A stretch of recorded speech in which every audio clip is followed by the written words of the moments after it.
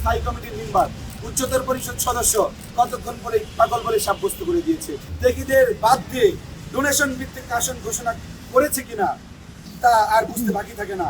গতকালের প্রার্থীদের ঘোষণা ছিল একটি হঠকারী কর্মকাণ্ড, যেখানে কেন্দ্রীয় কমিটির নেতৃবৃন্দর তেমন কোনো আলোচনা, মতামত সহ আঞ্চলিক গুরুত্বপূর্ণ নেতৃবৃন্দের সাথে কোনো প্রকার আলোচনা ছাড়াই প্রার্থীরা ঘোষণা করা হয়েছে।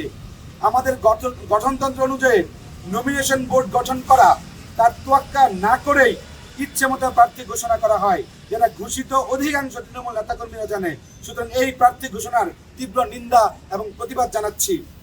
আপনারা জানেন, আজকে যারা রাষ্ট্র পরিচালনা করছে অধিকাংশই ছাত্র অধিকার পরিষদের সাথে সম্পৃক্ত ছিল ঢাকা বিশ্ববিদ্যালয়ে, কিন্তু গণ অধিকার পরিষদের শীর্ষস্থানীয় নেতৃবৃন্দদের ঔদ্ধত্য আচরণ অবমূল্যায়নের জন্য তারা দল ত্যাগ করতে বাধ্য হয়েছে।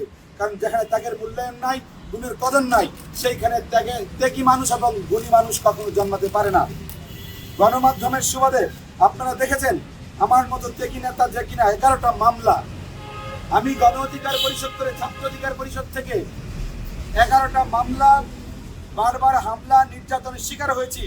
যখনই আমার আসন নিয়ে ছলছাতুরি শুরু করলো, তখন আমি প্রতিবাদ করতে গেলে মানসিক রোগী, অসুস্থ করে তারা চালিয়ে দিয়েছে।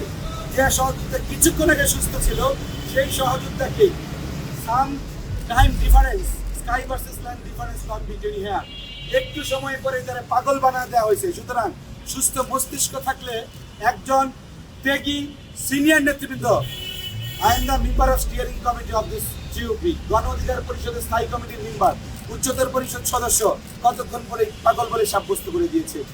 আমি সুতরাং সেই জায়গায় বলতে হয়, কিছুক্ষণ আগে সুস্থ ছিল, স্বার্থের দ্বন্দ্বের কারণে এখন পাগল হয়ে গেছে, মাতাল হয়ে গেছে। তাহলে এদের কাছে আসলে নিরাপদ কারা? দেশ জাতি সমাজকে নিরাপদ রাখতে হলে অবশ্যই দলের সাংগঠনিক নেতৃবৃন্দদেরকে নিরাপদ দিতে হবে। আর আমরা আসন না বলে প্রপাগান্ডা ছড়িয়েছে, সেই জন্য এইরকম জঘন্য হীনমন্যতার কাজকে আমরা ধিক্কার জানাচ্ছি। আপনাকেই বলছি, ইন্স্যুরেন্স করলে স্মৃতিতে সুরক্ষা পাবেন নিশ্চিতে। আমি গাজীপুর বৈধভাবে 2 আসনের ভোটার এবং সেই জায়গায় নির্বাচনী কর্মকাণ্ড প্রত্যেক নেতৃবৃন্দদের নিয়ে চালাচ্ছি। হাজী মোবারক হোসেন সরকার, সাধারণ সম্পাদক মমিন হোসেন আকন্দ সহ সমগ্র নেতৃবৃন্দ সেই জায়গায় কর্মকাণ্ড করছে। এই দলে অসংখ্য থেকে নেতৃবৃন্দ থাকা সত্ত্বেও যখন ধরে এনে কাউকে নমিনেশন দেওয়া হয়, তখন স্বাভাবিকভাবে বোঝা যায় ত্যাগীদের বাদ দিয়ে ডোনেশন ভিত্তিক আসন ঘোষণা করেছে কিনা তা আর বুঝতে বাকি থাকে না। আরেকটা মজার বিষয় হলো, গতকালকে আপনারা একটা বিষয় দেখেছেন, স্কাই সিটি রেস্টুরেন্টে বসে স্টিয়ারিং কমিটি মানে উচ্চতর পরিষদের নেতা আমি আমাকে অব্যাহতি দিয়েছি। এটা সাংগঠনিকভাবে ভিত্তিহীন একটি কর্মকাণ্ড, মাতাল উন্মাদদের কর্মকাণ্ডের বাইরে কিছুই নয়। কারণ আমাদের সংগঠনের কনস্টিটিউশনাল রুলস রয়েছে, সাংগঠনিক নিয়ম রয়েছে। সেই সংগঠনের নিয়ম অনুযায়ী কোনো নেতাকে যদি অব্যাহতি দেওয়া যায়, বহিষ্কার করতে হয়, তাহলে অবশ্যই সেইটার জন্য উচ্চতর পরিষদের একটি সভা রাখতে হবে। সেই সভার অধিকাংশের মতামতের ভিত্তিতে তাকে বহিষ্কার, তাকে অব্যাহতি দিবে। তারপরেও অব্যাহতি দিয়ে দিচ্ছে একবারে, অব্যাহতি দেওয়ার আগে তো নোটিশ দিতে হবে। Without any notification how can they have taken like the decision?